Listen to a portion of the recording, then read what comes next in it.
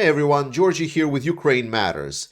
Very short video today because we're going to be doing a stream with Andrew Mercado later today. So if you're able, get this live. Otherwise, check out my live recordings. It will be there. But today we're going to go over the front lines, and there are major news that we need to cover. As the name suggests, what I have been reporting on in the recent couple of days, recent couple of weeks, let's put it this way, is that around the area of Avdiivka and general on the front line, I was saying that we are noticing Russians slowing down. They're running out of breath. They're running out of ability to again and again and again attack. How do we know this? This is very easily noticeable when we see, okay, there was a massive attack by Russians. Then, for example, a day has passed and then another massive attack. Then a day has passed and there is another massive attack. Then at some point, this continues on, and then, 3 days have passed and Russian attack again, massive. 3 days have passed, Russian attack that is massive. Then we now are getting into a situation where it's now 1, 2, 3, 4, 5, 6, 7 days have passed, Russian attack, and so on and so on. This is the pattern that we've seen all throughout these 2 years of war, and it's that increasing lag in between the different attacks. It means that the reserves are not there, so whenever you're trying to kind of do another wave of the attack, you are spending more and more time recouping the forces. And this is precisely what we've seen in the Avdiivka front line. I already mentioned that people from the area are reporting that yes, indeed, Russians have taken longer and longer pauses. And right now, we can clearly state that whatever Russians tried to do at the end of the last year have absolutely failed.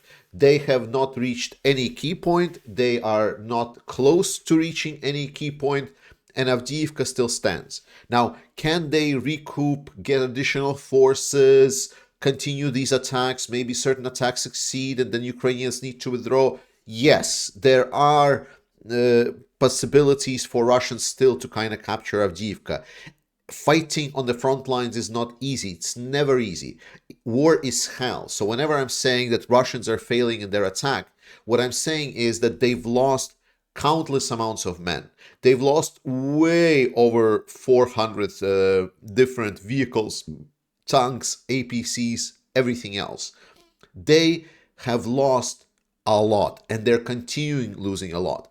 And the best part is they are now reporting themselves that they are switching the tactics right now and stating, oh, we're now going to focus on destroying the Ukrainian military. And it was actually always the goal. It was never our goal to kind of go and capture Avdiivka, which is, typically Russian.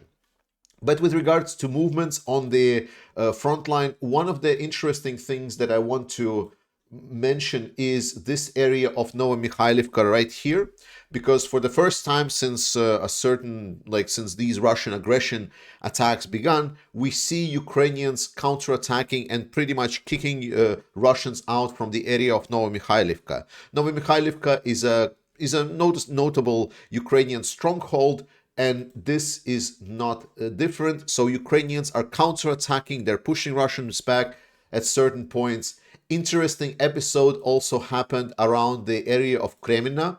So here, Russians, they've been trying to be pushed into attack again. And the Russian units, they came into positions. They were able to kick Ukrainians out from some of the gray area when they were attacking. It's a normal thing when one side is attacking, then they being kicked out again, and so on. That's why it's called the gray area. And then Russia sent reinforcement forces to them. And then these reinforcement forces saw that the trenches that they're storming are actually occupied. So they stormed the trenches that were occupied by the Russian forces themselves. It's hilarious, but the whole point is that they are not moving past the gray area. So there is no movement here. Russia has spent since October 10th massive amounts of forces to attack throughout the front lines because they were hoping that Ukraine doesn't have the resources to fight. and the only thing that they got is enormous losses, and now they are running out of steam. And it's great. The same is an area of Sinkivka. I was telling you that Russians were trying to attack around Sinkivka. However, now we also saw that when Russians tried to do this, just today came out a video of General Zaluzhny actually visiting Kupiansk right over here, right in this area of operations, and helping out with additional resources or trying to assess how the battlefield is holding. And Sinkivka is holding, the battlefield is holding. Again, nothing is easy for Ukrainians. Russians still have the advantage in armor and weapons and so on. Ukraine still needs the resources, but nothing is going Russian way. On the other front line, I mean, it's only good news today. It's really kind of crazy.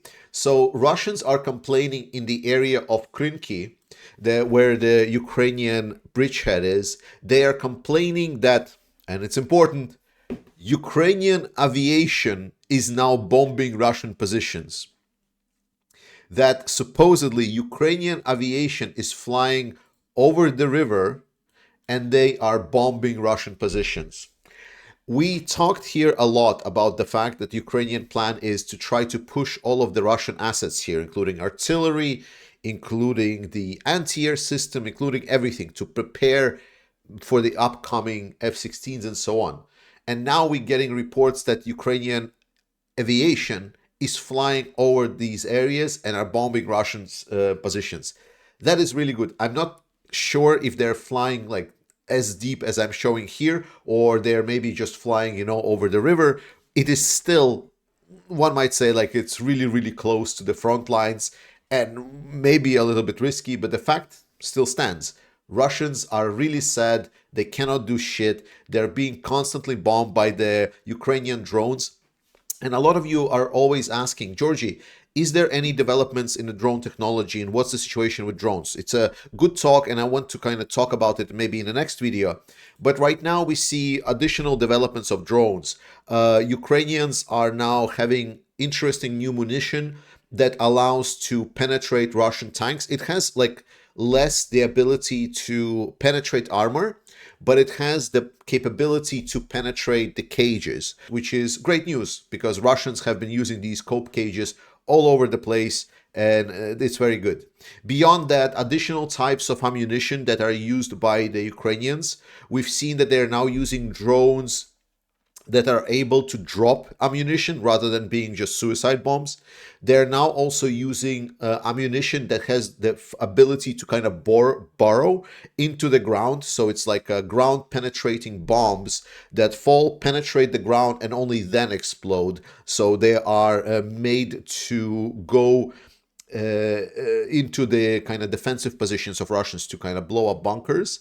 Additionally, there are some new ammunition types used by Ukrainian mortars that have some ability to find personnel and ability to target that personnel. Again, I don't know what they are. They appeared on certain videos, but what I want to say is that Ukrainian developments are ongoing. Ukraine is developing their own weapons, and what I stated to you that Ukraine is slowly but surely will going to start developing things, they are indeed developing them.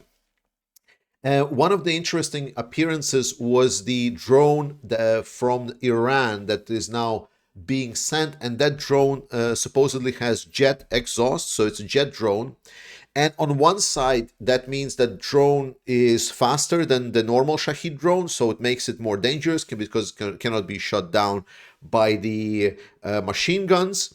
However, the problem with the original, like why I'm not so kind of scared or worried, I think it's more of a testing of the concept. The main issue of the original drones for Ukraine was that these drones, because they have moped engines, these drones, their heat signature is too low. So something like Stinger missiles had really hard time capturing them by their profile. They were really hard for them to capture their profile of these drones. With a jet engine drone, the profile is completely different. So what I'm hearing is that while maybe machine gun is not really useful for these kind of drones, but Stinger missiles are quite okay because it has enough heat exhaust for it to be recognized as a valid aerial target. So there are both kind of the upsides and downsides. So like how to say, trade-offs. And to finish it off today, I want to show you this map right over here. Ukraine has been criticized specifically by Ukrainians that supposedly the Ukrainian military is not building enough defenses to protect them against Russians. And some people, remember when we were marking Suraviking line at the start of the last year, they looked at the satellite images and they actually started marking that, well, you know, there are like trenches that are appearing also on the Ukrainian side. And the question here is obviously, will it be needed or not? But the main point, what I want you to say is, when we talked about Bakhmut, which is right over here, or when we talk about Avdiivka or any other direction in the east, whenever something is captured, right, it doesn't mean that there's going to be like a freeway to Kyiv. No. That means that the war is just going to continue and there's going to be another defensive line that Ukraine will be able to hold. Ukraine is holding very, very steadily. Remember, Russia has put all of their efforts to try to take Avdiivka from October. The only thing that they got was a little bit of a village, a little bit of a hill, and a body count that is unreasonably large. Please sleep tight. Know that Ukrainians know what they're doing. They are preparing defenses in a worst case scenario. They are developing new weapons to make sure get Russians out. Now it's up to us in the Western world to do our part to help the Ukrainian armed forces. And I'm very glad that we can do it today by helping and donating to the Ukrainian armed forces together with the NAFO 69 sniffing brigades. We are almost over with our campaign. There's just last 10,000 euros left that we want to gather for it. Please listen to this special message from the previous time when we delivered the vehicle, and please follow the link in the video description to help the Ukrainian armed forces. Slava Ukraini, guys. I love you all, and I'll see you next time. The situation in Avdiivka is very hot right now, and the Russians keeping their offensive. There have been constant assaults since October 10. In October, when the weather was more or less dry, they were advancing with their equipment. We burned a lot of their equipment there. Now there are more infantry battles. And so basically you're using some drones exactly that, as I understand, now drones are 24/7 all the time up to basically see where they're attacking. So drones play an important role in this war now. They help us to see the enemy on the approaches and warn the infantry, warn the artillery, and to target and eliminate the Russians in advance before they got to our positions. How long can be one drone live? Is it day, week, 2 weeks? When the situation was calmer, the drone could have survived for a month. Today the situation is much that we can lose 2-3 drones a day. So basically this drones was collected thanks to the Ukraine Matters and also with one Ukrainian band. They made a fundraise for those drones, altogether around 30K. They collected really fast, like it was like almost like 2-3 days. 3 days. Yeah. They wrote like a song for the Ukraine Matters channel. This is Georgis from Latvia. And yeah, they made this collaboration. We helped them to collect, we helped them to bring, and this is the example of synergy, how it works for Ukraine. And this is the anthem.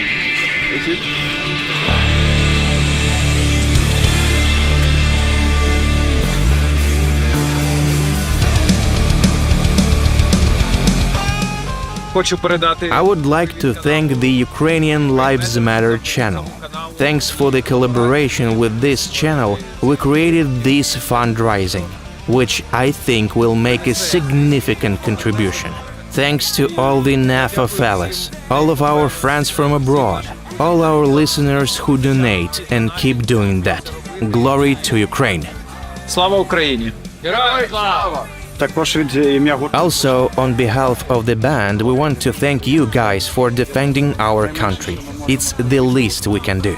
I want to convey a message to the whole world and to Ukrainians that we must continue to do this, because only in unity can we defeat the occupiers, and we must be united as never before against the global evil. I believe in our victory, and we must do everything for it every day.